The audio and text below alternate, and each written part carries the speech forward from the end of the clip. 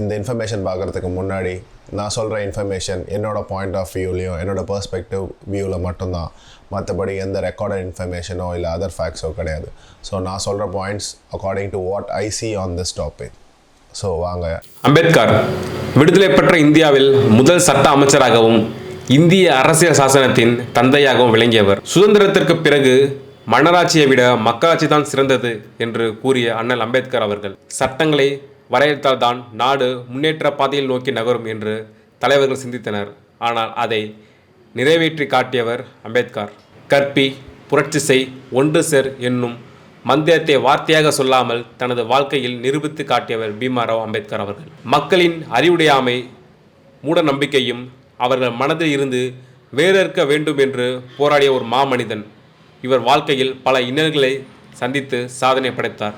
பள்ளியில் இவர் சந்தித்த இன்னல்கள் ஏராளம். தாழ்த்தப்பட்ட பிரிவினை சார்ந்த பிள்ளைகள் பள்ளியில் நீர் அருந்தக்கூடாது எனும், மற்ற மாணவனுடன் சரிசமர ஒரே இருக்கையில் அமரக்கூடாது எனும் பல விதமான மூடநம்பிக்கைகள் இருந்தன. இவற்றை எல்லாம் சரி செய்ய வேண்டும் என்று அம்பேத்கர் எடுத்த ஆயுதம்தான் கல்வி. கிடைத்த வாய்ப்புகள் அனைத்தையும் முறையாக பயன்படுத்தி கொண்டு தனது உயர்கல்வியை வெளிநாட்டில் சென்று படித்தார்.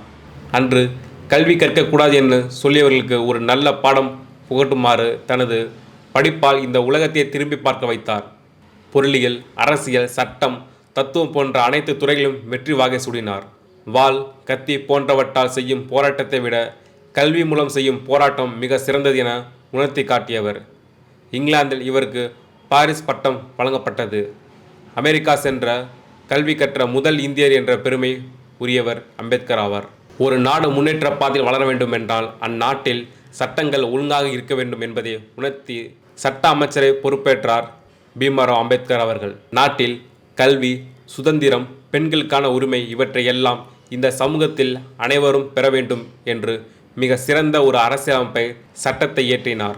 இவரின் சட்டங்கள் யாவும் ஒடுக்கப்பட்ட மக்களை காப்பாற்றுவதற்காகவும் பெண்களுக்கு எதிரான கொடுமைகள் அனைத்தும் விலக வேண்டும் என்று இருந்தது. மேலும் இவர்கள் மக்களிடம் இருந்து மூட நம்பிக்கைகளை கலைக்க வேண்டும் என்று அரும்பாடுபட்டவர். நாட்டில் இருந்து பிரிவினைகளையும் வேற்றுமைகளையும் தளர்க்க முடிவு செய்தார்.